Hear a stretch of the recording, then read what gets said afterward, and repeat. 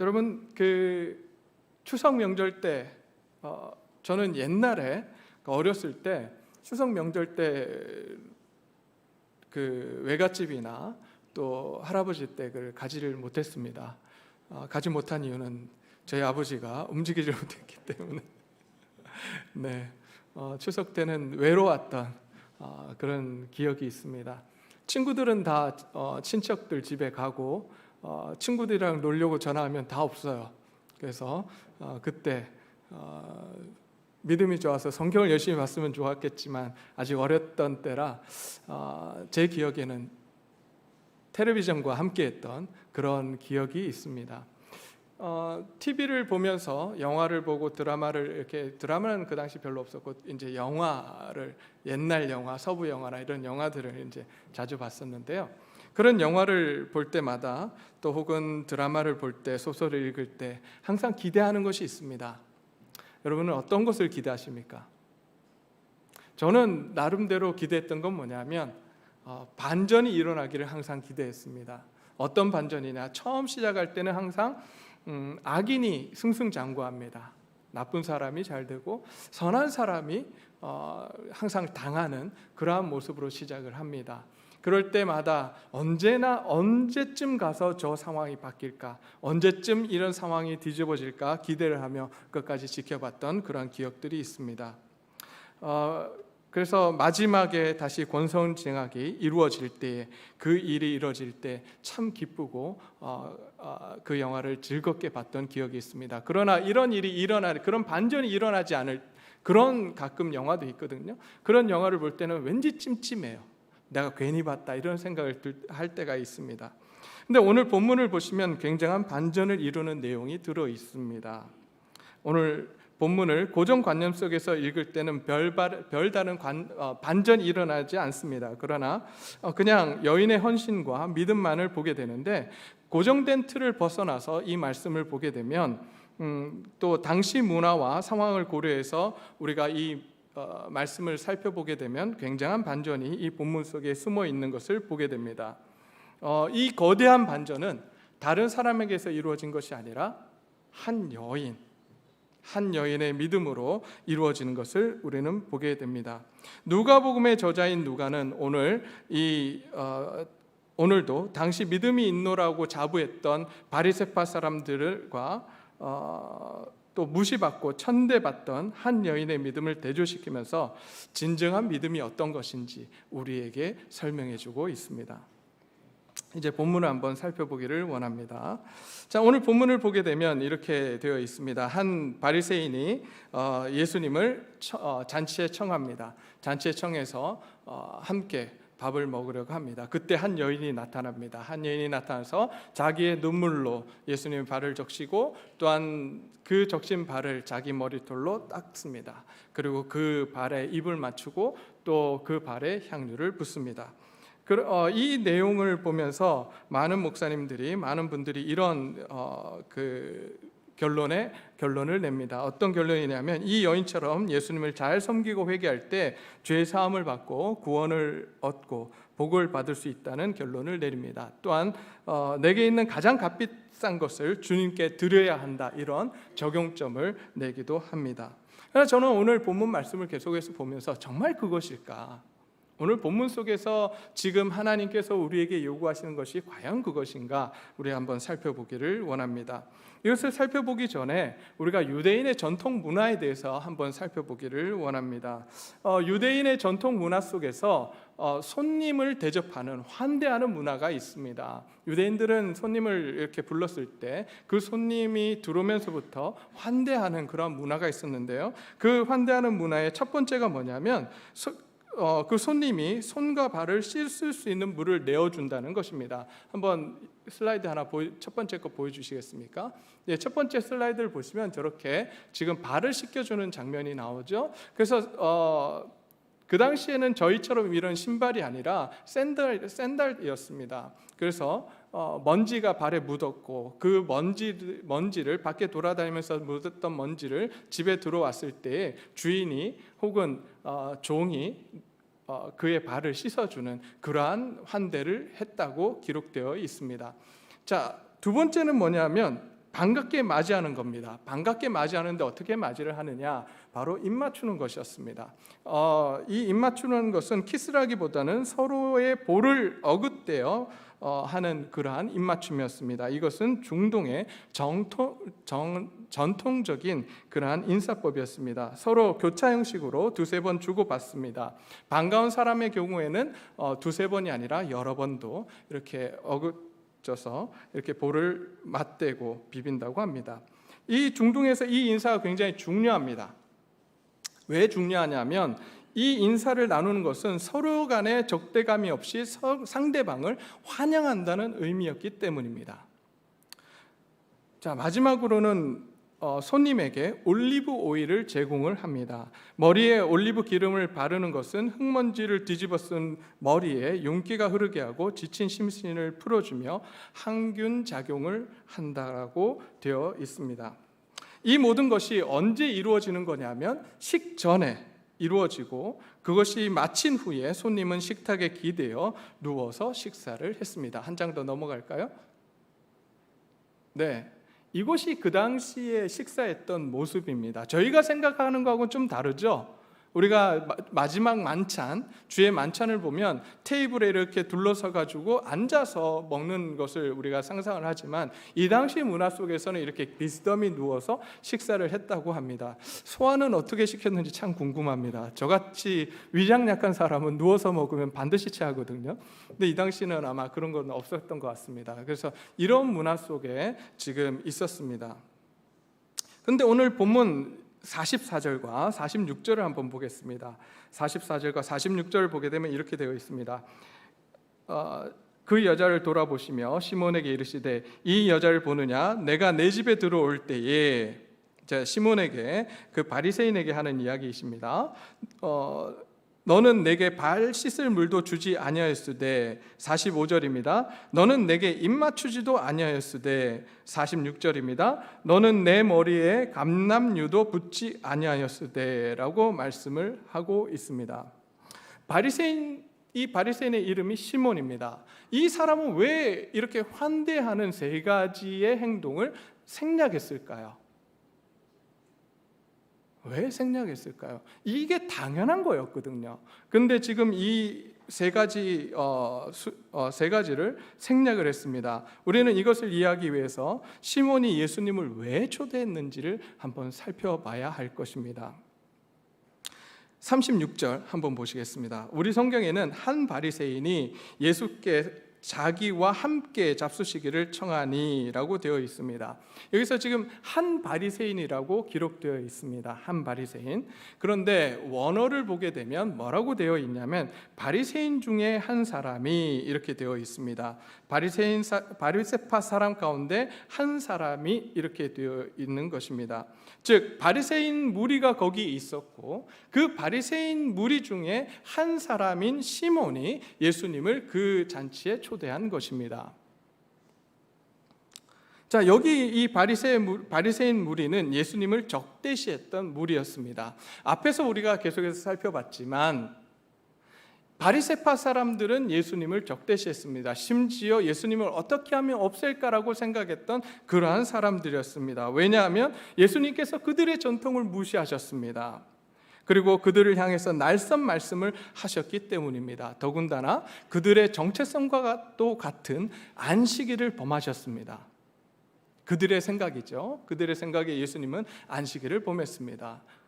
안식일에 밀밭을 지나가면서 그것을 따서 드시기도 하시고, 또 안식일에 죽을 만한 병자도 아닌데 그 병자를 고치시는 예수님을 보면서 이들은 자기네들의 전통을 무시하고 자기네 전통을 지키지 않는 예수님을 향해서 날선 비판을 다시 하며, 또한 그 예수님을 어떻게 하면 없앨까, 제거할까, 이런 생각을 했던 것입니다. 뿐만 아니라 이렇게 예수님께서 하나님의 뜻을 증거하고 백성들을 향해서 놀라운 기적의 일들을 하시자 이 백성들이 이제 바리새파 사람들을 따르지 않고 예수님을 따르기 시작합니다. 백성들의 마음이 움직였던 것입니다. 바리새파 사람들 입장에서는 이 모든 영광, 백성들이 자기네들을 지금 따라야 하고 자기네들에게 지금 와서 자기네들의 이야기를 듣고 그들에게 찬양해야 되는데, 오히려 예수님께 나아가는 이 모습들을 보면서 더욱 더 예수님을 제거하기로 마음을 먹습니다. 이렇게 예수님에 대해서 적대적인 생각을 하고 있었던 이 바리새파 사람들, 그래서 이 집주인 시몬은 예수님이 그 집에 들어왔을 때 예수님께 환영의 인사를 하지 않습니다. 그러면 왜 초대했을까요? 그렇게 환영할 것도 아니면서 예수님을 왜 그 집에 불러들였을까요? 그것은 다른 것이 아니었습니다. 많은 공개적인 자리에서 예수님께 망신을 주기 위해서 예수님을 불렀습니다. 생각해 보십시오. 당연히 받아야 될 그러한 환대를 해주지 않습니다. 분위기가 상당히 이상했을 거예요. 그럼에도 불구하고 바리새파 사람들은 자기네들끼리 이야기하고 예수님을 초대했으면서도 자기네들끼리 이야기하며 예수님을 저 구석에 몰아넣는 이 사람들, 많은 사람들 앞에서 망신 주기로 작정했던 그러한 장소였습니다. 예수님이 이걸 모르시지 않으셨습니다. 알고 계셨어요. 그럼에도 불구하고 예수님께서는 그 자리에 가십니다. 그 자리에 가셨던 이유는 단 하나였습니다. 예수님께서 만나야 할 여인이 있었기 때문이었습니다. 이러한 바리새인들의 계획, 예수님을 망신 주려고 했던 이러한 계획은 한 여인에 의해서 무너지게 됩니다. 물거품이 되게 되었습니다. 이 여인의 등장과 이 여인의 행동은 바리새인들의 계획에 없었던 일이었습니다. 그럼 이 여인은 도대체 어떤 여인이었을까요? 오늘 성경 본문은 이렇게 이야기하고 있습니다. 많은 것을 이야기하지 않아서 자세히는 알 수 없지만 죄인이었다라고 합니다. 많은 학자들은 이렇게 이야기합니다. 아마도 이 죄인이라고 이야기한 것은 다른 것이 아니라 이 여인이 창녀였을 것이다, 이렇게 주장을 합니다. 또한 이 여인에 대해서 바리새인 시몬이 잘 알고 있었습니다. 그것으로 봐서 이 여인은 바리새인 시몬과 함께 그 한 동네에 살던 한 여인이었던 것을 우리는 또한 알 수가 있습니다. 그러면 죄 많은 여인이 이 잔치에 어떻게 참석할 수 있었을까요? 우리 생각에는 절대 참석할 수 없을 것 같지 않습니까? 근데 이 잔치에 참석할 수가 있었습니다. 왜냐하면 우리가 생각하는 잔치는 초대장만 받은 사람들만 오는 그러한 잔치로 생각을 합니다. 그러나 오늘 여기서 유대인 바리새인 시몬이 열었던 잔치는 동네 잔치였어요. 동네 잔치였고 동네에 있는 모든 사람들이 그곳에 참여할 수 있었습니다. 그렇다고 해서 죄인이었던 창녀였던 이 여인이 그곳에 참석한다라고 하는 것, 그것은 참 불편했을 것 같습니다. 그럼에도 불구하고 이 바리새파 사람들은 꼭 그런 죄인들을 꼭 참여를 시켰다고 해요. 왜 그랬을까요? 왜 그들을 잔치에 불렀을까요? 보여주기 위해서. 난 이런 사람이야. 저런 죄인들도 내 잔치에 참여하게 하는 그러한 선행을 베풀었어. 이렇게 보여주기 위해서 사실은 그 여인이나 죄인을 불러서 잔치에 참여하게 했다고 합니다. 그러나 이 여인은 바리새파 사람들의 의도와는 다르게 다른 목적으로 이 잔치에 참여를 합니다. 이 여인의 목적은 무엇이었냐면 37절 말씀을 함께 보시겠습니다. 37절 보면 이렇게 되어 있습니다.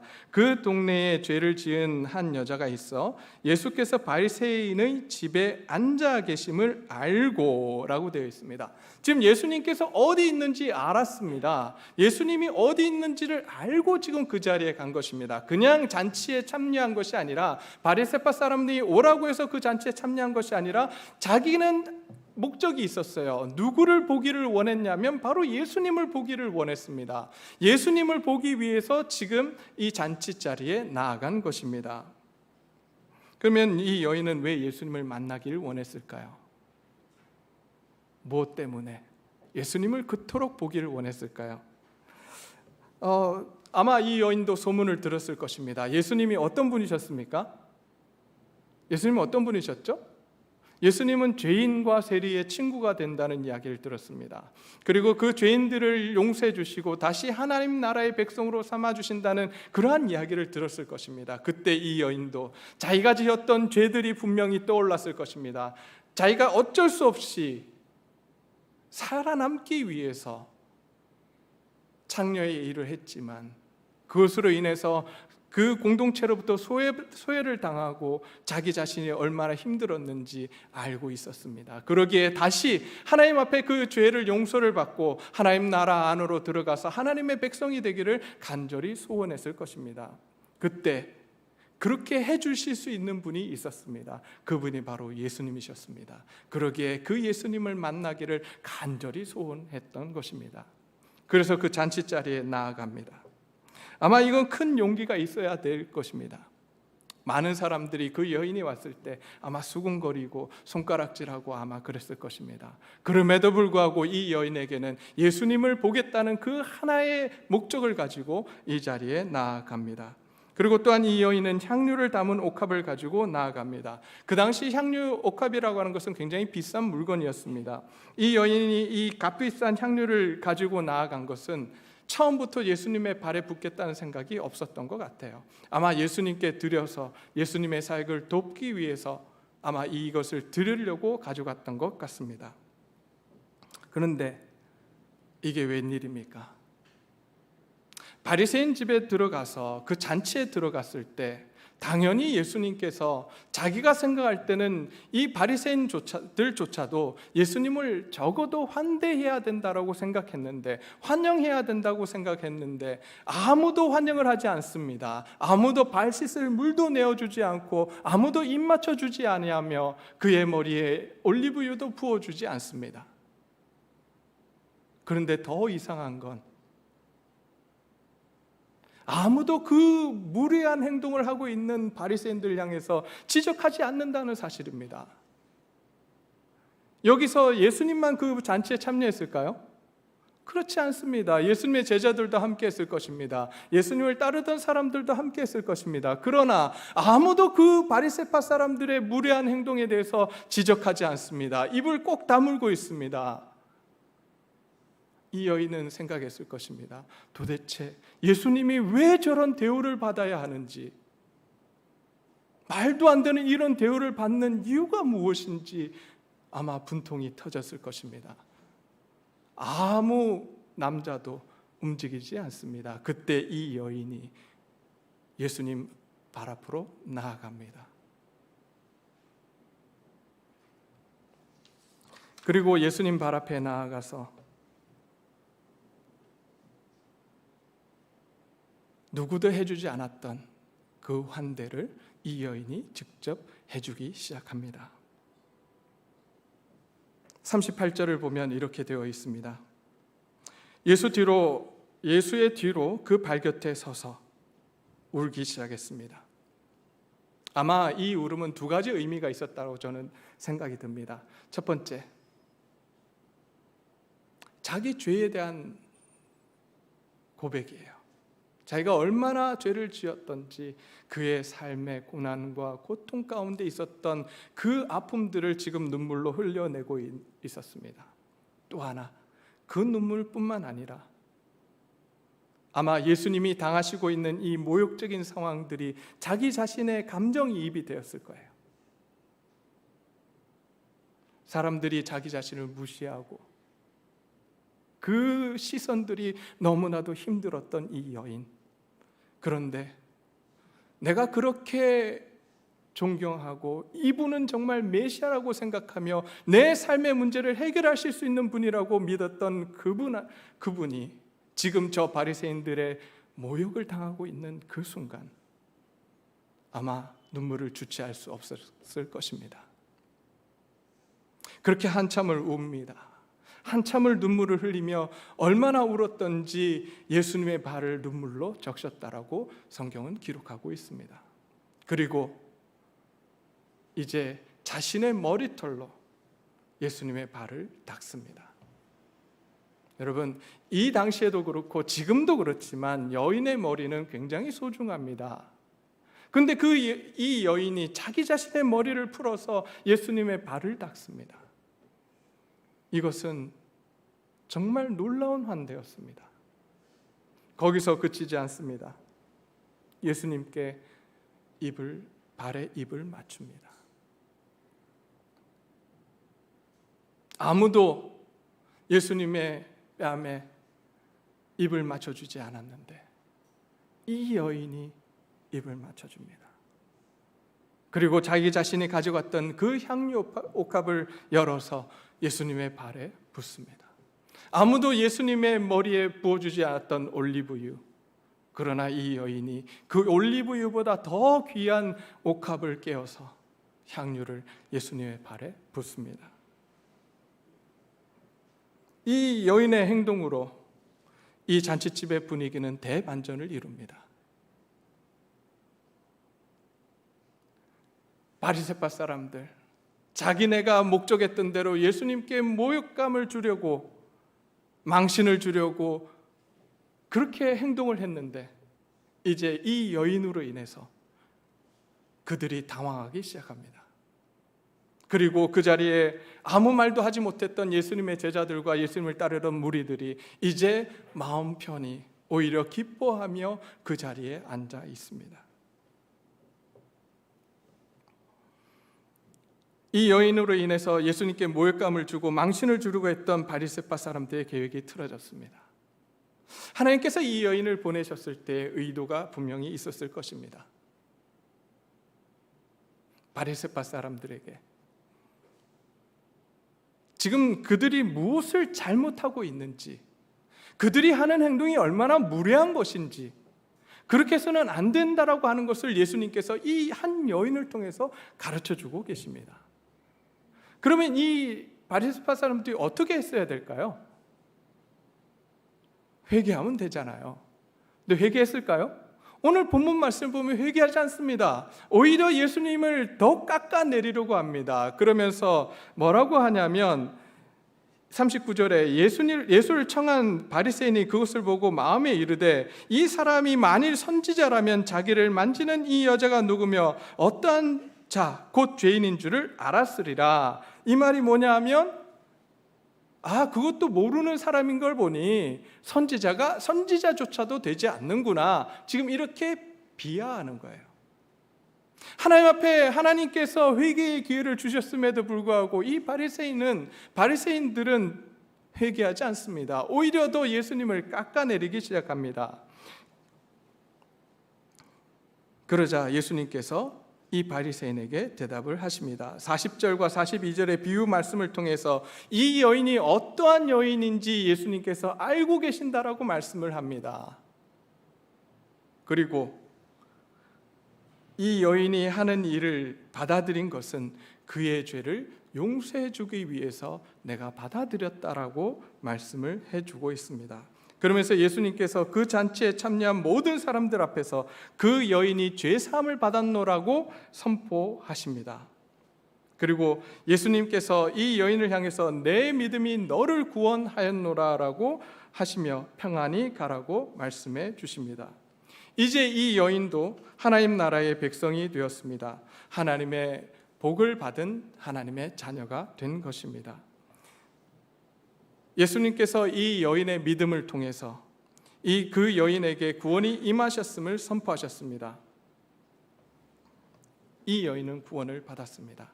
그런데 자신들의 전통과 틀 속에서 율법을 열심히 지켜온 바리새인들에게는 구원이 없었습니다.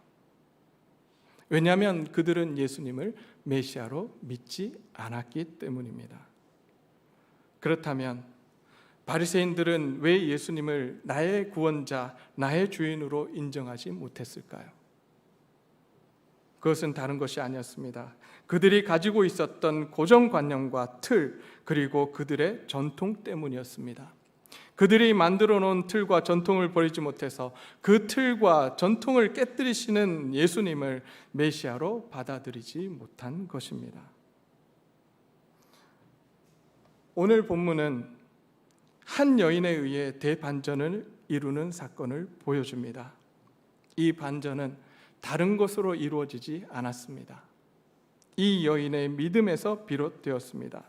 별 볼 일 없고 무시받고 천대받던 이 여인의 작은 믿음이 대반전을 이루게 한 것입니다. 그리고 그 결과 이 여인은 죄사함을 받고 하나님 나라의 백성이요 하나님 나라 자녀가 되는 복을 받게 됩니다. 그렇다면 이 여인의 믿음이 어떤 것일까요? 예수님께서 내 믿음이 너를 구원하였다라고 하는 이때 내 믿음은, 이 여인에게 내 믿음은 어떤 것입니까? 다른 것이 아니었습니다. 나의 문제를 해결하실 수 있는 분, 나의 죄의 문제를 해결하실 수 있는 분, 구세주로서의 예수님을 받아들인 것입니다. 우리도 마찬가지지 않습니까? 우리가 예수님을 믿을 때 예수님을 우리의 누구로 믿었습니까? 우리의 죄 문제를 해결하실 수 있는 분, 바로 구세주로 우리가 예수님을 믿었습니다. 거기서 그치지 않습니다. 이 여인은 자기 자신의 주인을 바로 예수님으로 모시고 살아갑니다. 그럴 때에 이 여인에게 구원이 임하였던 것입니다. 그런데 이렇게 분명한 믿음을 가진 사람에게는 행동이 따르게 됩니다. 이 여인이 그렇게 예수님을 분명하게 믿었을 때 이 여인이 어떤 행동을 했습니까? 오늘 본문을 보시게 되면 첫 번째, 예수님을 찾아가게 됩니다. 그리고 향유를 준비했습니다. 거기서 그치지 않았습니다. 예수님 앞에서 울었고 그 눈물로 발을 적시고 자기 자신의 머리털로 발을 닦고 그 발에 입을 맞추며 향유를 붓는 행동으로 이어졌습니다. 이것이 진정한 믿음입니다. 우리 지금 현대를 살아가는 우리가 믿는다라고 할 때 우리는 믿음을 추상적인 것으로 생각을 합니다. 그렇지 않습니다. 성경에서 말하는 믿음은 행함이 같이 붙어 있는 것이었습니다. 내가 정말 예수님을 믿는가? 그렇다면 예수님을 믿는다면 우리의 삶이 변화되어야 됩니다. 삶이 바뀌어야 되는 것입니다. 그것이 진정한 믿음이었습니다. 여러분, 예수님께서 이렇게 이 여인의 죄사함을 선포하시고 이 여인에게 하나님의 자녀가 되셨음을, 구원이 임했다라고 말씀을 하시고 평안히 가라고 하신 이후에 이 여인의 삶이 어떻게 바뀌었을까요? 계속해서 창녀의 일을 했겠습니까? 아닙니다. 그 말씀을 우리가 어디서 볼 수 있느냐? 8장 2절과 3절 말씀이에요. 8장 2절과 3절 말씀 제가 읽겠습니다. 또한 악귀를 쫓아내심과 병고침을 받은 어떤 여자들 곧 7 귀신이 나간 막달라 마리아는 하는 마리아와 헤롯의 청지기 구사의 아내 요한나와 수산나와 다른 여자가 함께하여 자기들의 소유로 그들을 섬기더라. 예수님을 섬겼어요. 이제 자기 자신의 삶을 정리하고 예수님의 사역을 도우며 예수님의 사역을 도왔다라고 말씀해 주고 있습니다. 이것이 진정한 믿음입니다. 우리가 정말 예수 그리스도를 믿습니까? 그렇다면 우리의 삶이 바뀌어야 합니다. 예수님을 믿는다라고 하는 것은 그냥 내가 예수님 믿겠습니다, 이 말 한마디 던지는 것이 아닙니다. 우리가 예수님을 믿는 그 순간부터, 우리의 입에서 고백하는 그 순간부터 우리의 존재성이 바뀌어야 되는 것입니다. 이제 더 이상 세상의 종이 아닙니다. 세상에 얽매인 사단의 종이 아닙니다. 우리는 예수 그리스도의 피값으로 구원을 받은 하나님의 자녀가 되었습니다. 그렇다면 하나님의 자녀답게 우리는 살아가야 합니다. 더 이상 세상의 가치관대로 살아가는 것이 아니라, 돈의 종이 되어서 살아가는 것이 아니라 하나님의 백성으로서, 하나님의 자녀로서 살아가야 된다는 것입니다.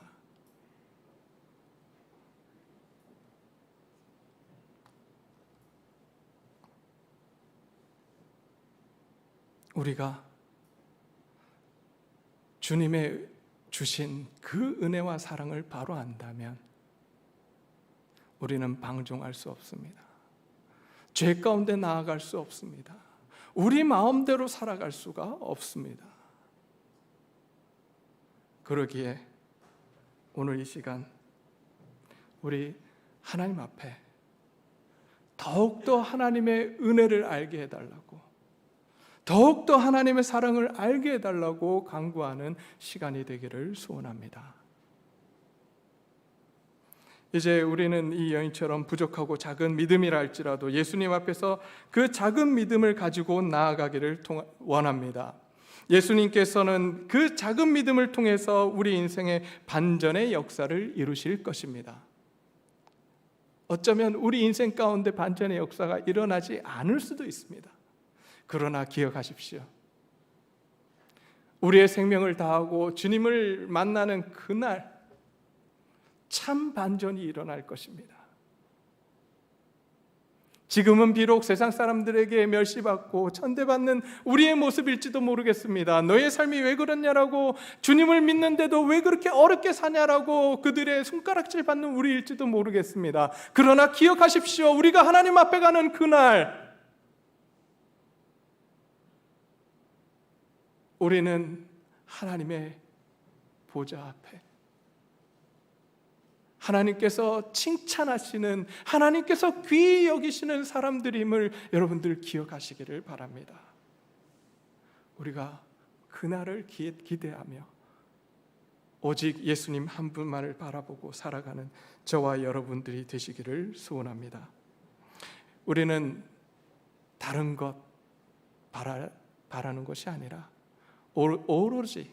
오직 하나님의 은혜와 사랑을 바라는 그러한 동네질교회 성도님들이 되시기를 소원합니다.